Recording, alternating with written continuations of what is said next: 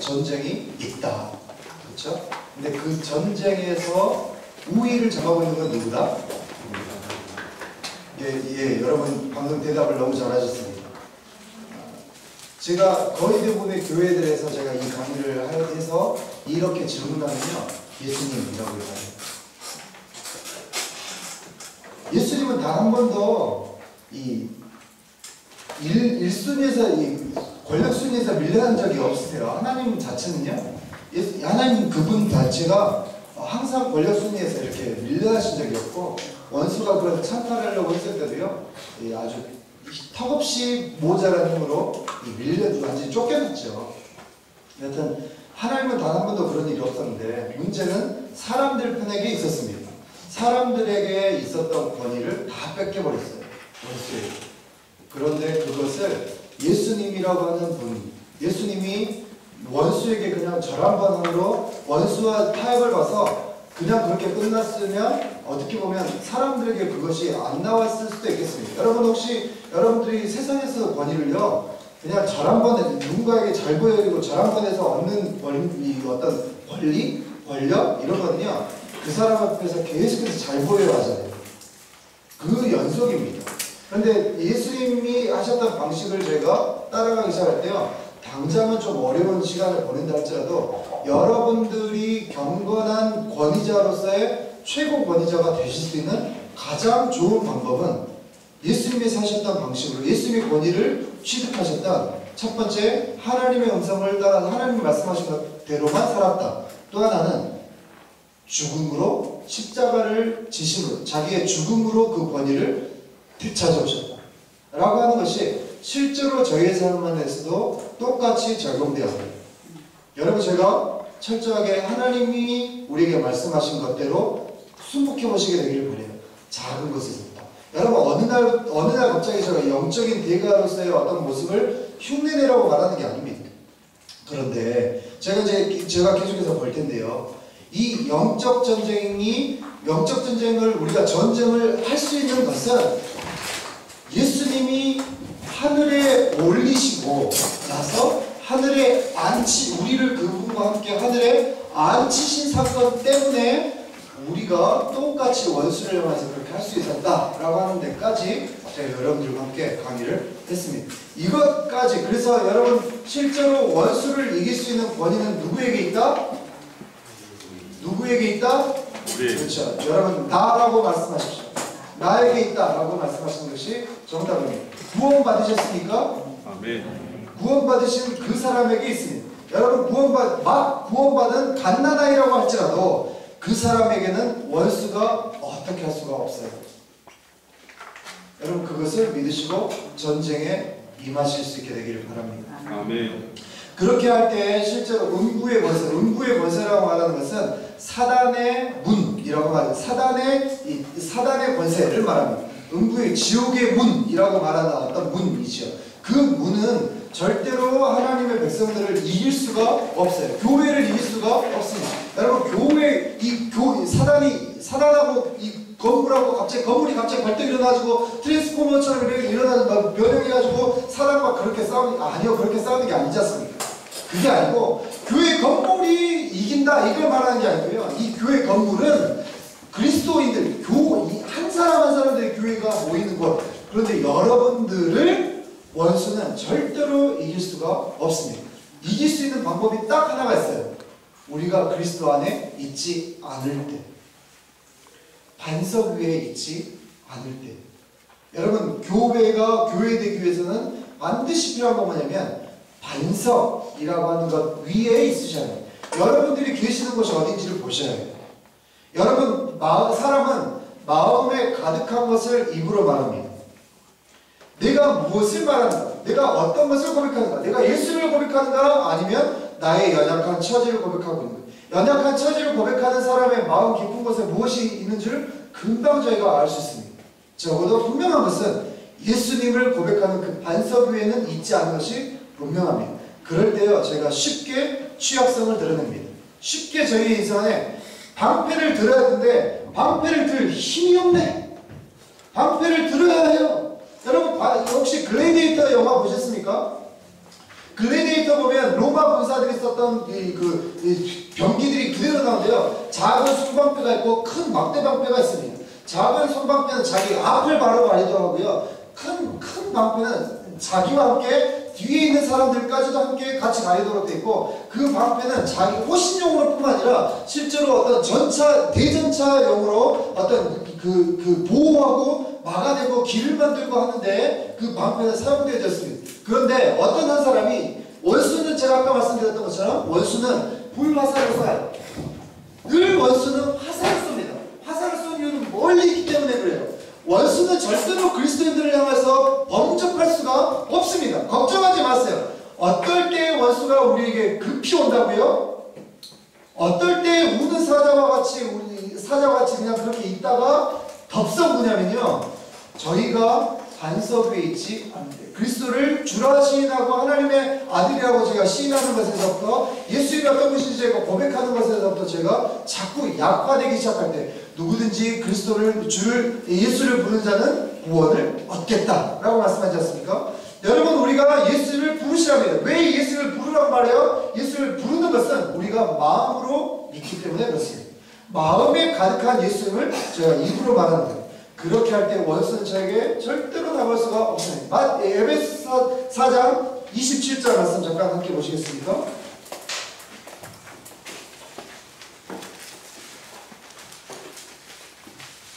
에베소서 4장 27절 말씀입니다. 함께 읽죠. 에베소서 4장 26절 27절 함께 읽겠습니다. 26절 27절 시작. 문을 열어 주를 짓지 말며 해가 지도록 문을 닫지 말고 마귀에게 틈을 주지 말라.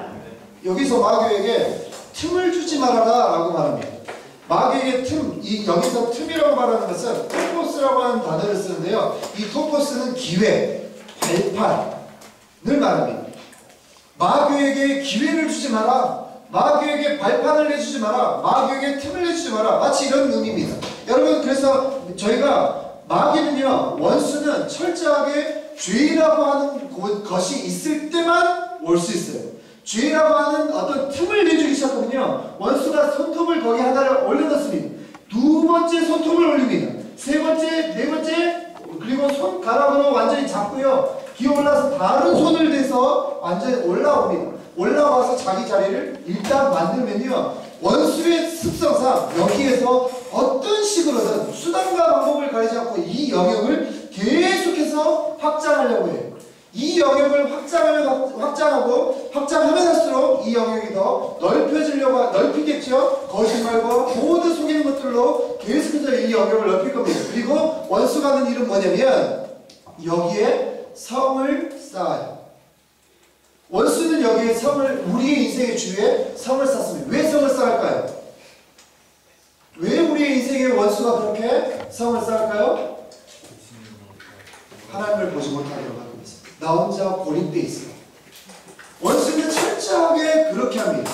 그래서 원수가 우리가 그렇게 틈을 내주기 시작하면요, 급격하게 우리의 인생 안에 무엇인가 원수에게 죄가 그렇게 내주기 시작합니다. 그런데 그렇게 제가 칠판이 없어서 죄송한데, 여기에 일단 원수가, 여기가 하나님, 저희 마음 안에 있는 하나님의 나라입니다. 그런데 원수가 여기에 틈을 내가지고 일단 들어오지 않습니까? 그러면 저희 마음이 예수님이 계시는 곳인데도 불구하고 공의의 하나님이시기 때문에 사단이, 하나님, 제가 일단 여기 왔거든요, 여기에 길을 내세요 라고 말하면 하나님은 공의의 하나님이어서 거기에 길을 내시도록 되어 있어요.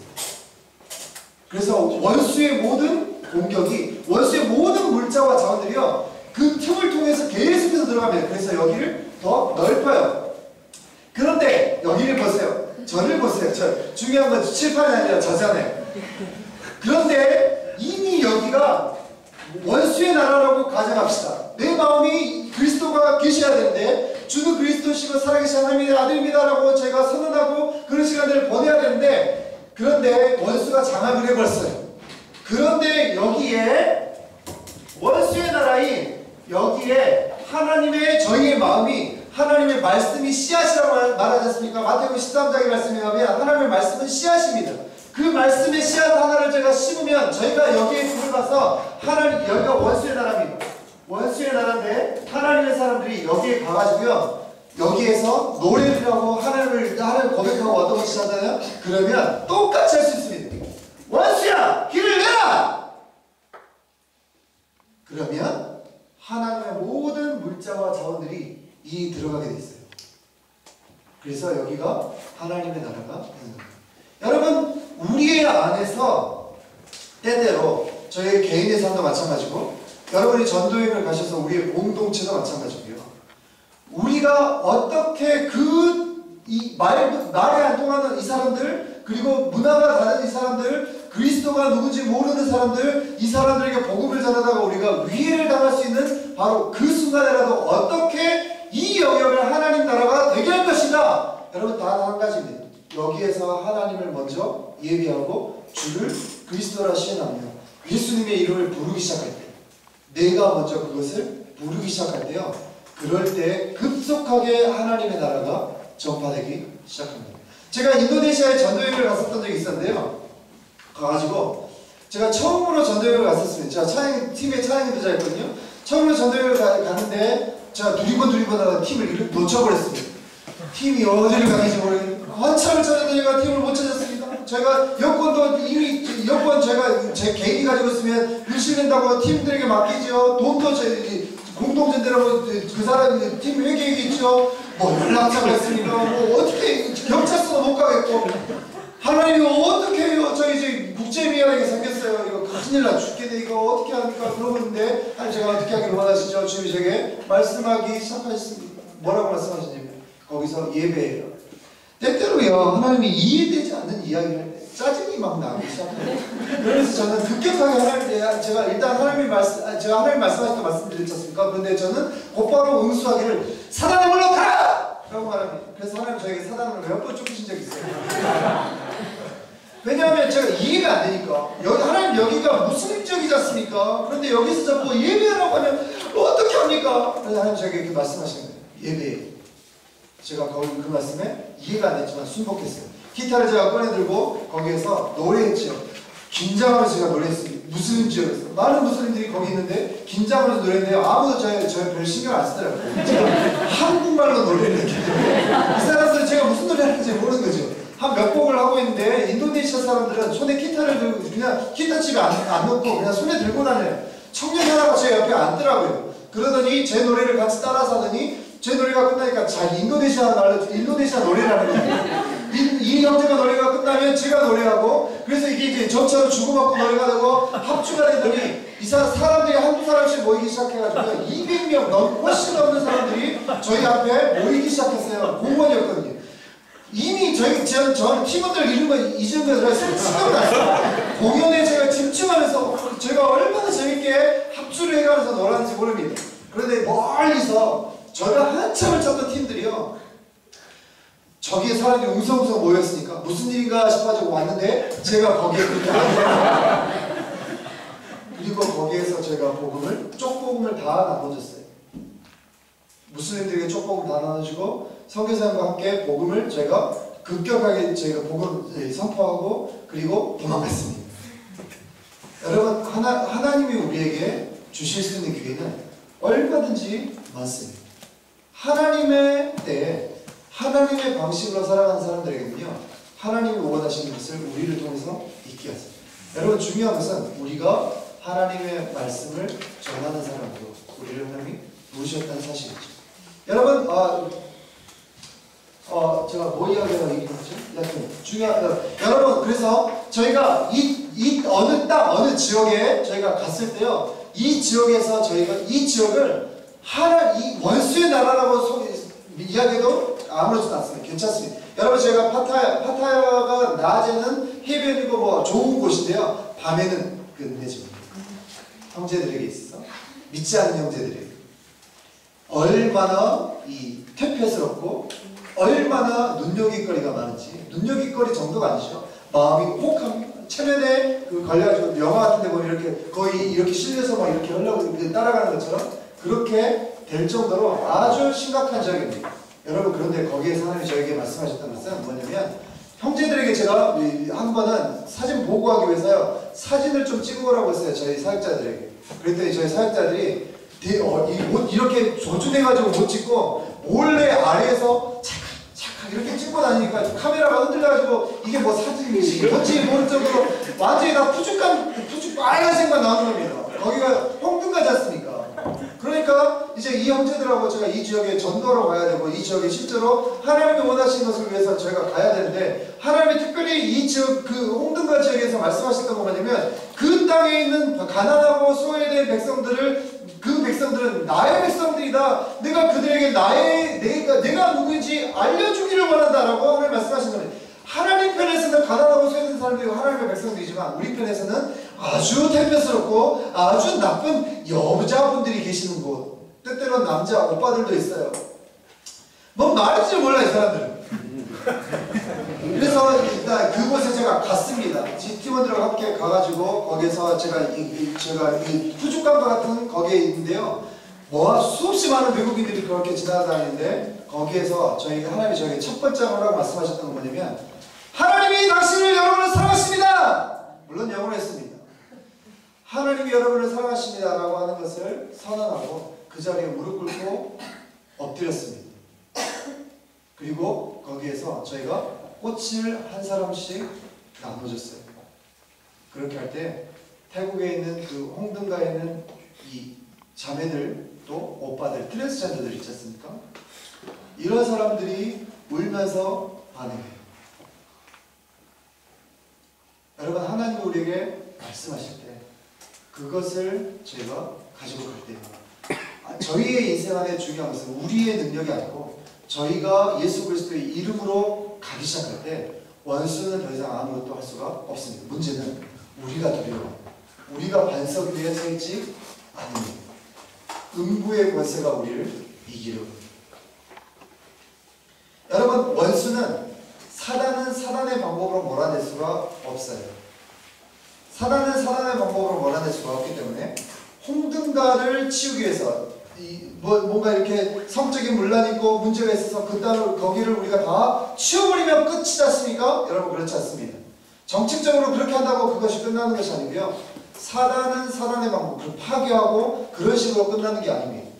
철저하게 하나님이 말씀하시는 하나님의 원리와 원칙을 끝까지 그리스도인들이 안고 돌보기 시작할 때 여러분 원수가 일하는 어떤 일에 대해서 저희도 똑같이 화내면서 똑같은 방법으로 무엇인가 저희가 그렇게 대응할 때요 절대로 원수는 거기에서 주눅들지 않습니다. 물러나지 않아요.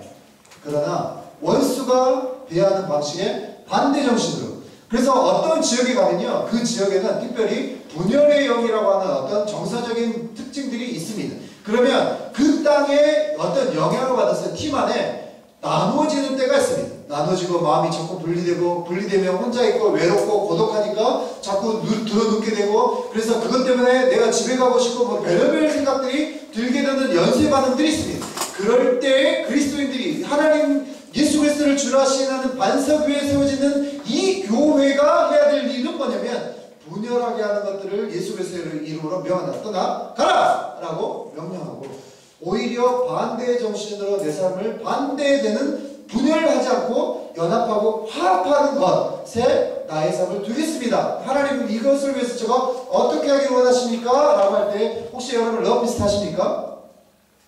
안 하셨습니까? 애찬식 하십니까? 안 하시군요. 여하튼 누군가를 위해서 좀 더 음식을 준비하고 어떤 꽁트라든지 이런 것들을 준비하면서 여러분들이 누군가를 격려하는 그런 시간들을 마련하는 것만으로도 팀 전체 안에 하나 되고 연합하게 되고요. 그 연합의 힘이 아주 놀랍게 사용되집니다. 여러분 영적 전쟁은 목소리를 크게 한다고 해서 전쟁에 승리하는 게 아니에요. 하나님의 사랑이 영적 전쟁에서 궁극적인 최고의 힘이 됩니다. 저희가 청산도라고 하는 어떤 곳에 저희가 여행을 갔는데요. 거기에 교회 어떤 한 집사님의 부부인데 딸을 저희가 교회에 있는 동안 교회로 이 딸을 데리고 왔어요. 그런데 이야기를 들어보니까 유명해요. 아주 오래됐는데 거의 한 5, 6년 정도 됐는데 이 딸이 귀신이 일단 발동이 되면 옷을 벗고 19살인가 된 자매거든요. 그런데 이 자매가 귀신이 일단 발동을 하면 온 동네 옷을 벗고 풀어헤치고 그렇게 막 온 동네를 쫓아다니니까요. 이 집사님과 교회가 이 말도 못하는 스트레스가 있었습니다. 그런데 이 자매를 저에게 귀신을 쫓아가려고 저에게 데리고 왔어요. 제가 속으로 제가 그랬어요. 목사님도 못하면서 우리 뭐 어떻게 하라고 여기를 데리고 오시. 제가 곤란했습니다. 그래서 제가 열심히 기도했죠. 여러분 형제들 5이요. 달라붙어 저 자매를 붙잡고 있는데요. 이 자매가 귀신 들린 자매가 형제들을 들썩들썩 하는데요. 형제들이 몸이 오르락 내리락 할 정도로 얼마나 힘이 센지 몰라요.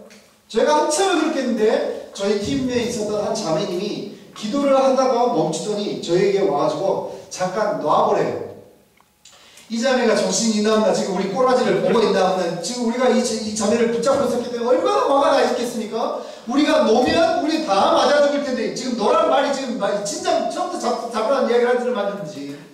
그런데 제가 저희가 놓으라는 거죠. 그래서 제가 긴장하면서 놓자마자 거의 대부분 다 약속한 듯이 1m 이상으로 다 뒤로 다 물러났습니다.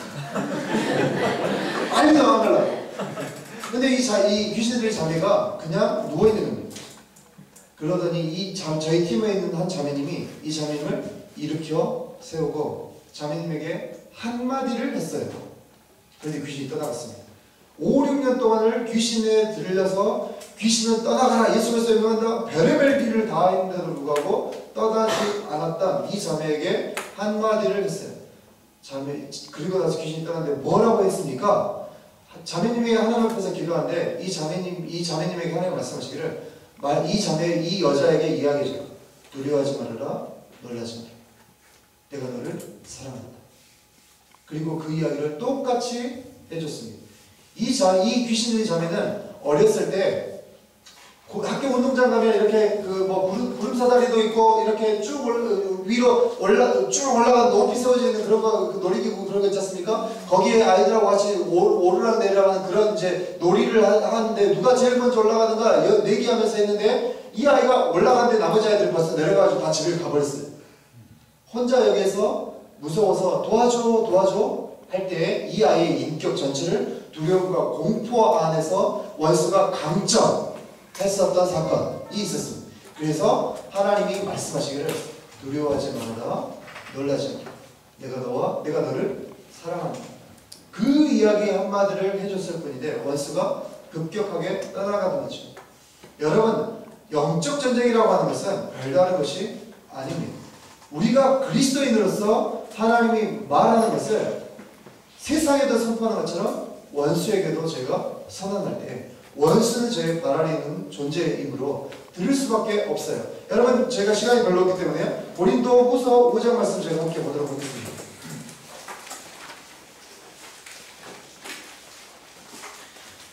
고린도후서 5장 18절 19절 말씀 저희가 함께 읽도록 하겠습니다. 고린도후서 5장 18절 19절 시작. 하나님께로서 났으며 그와 그리스도로 말미암아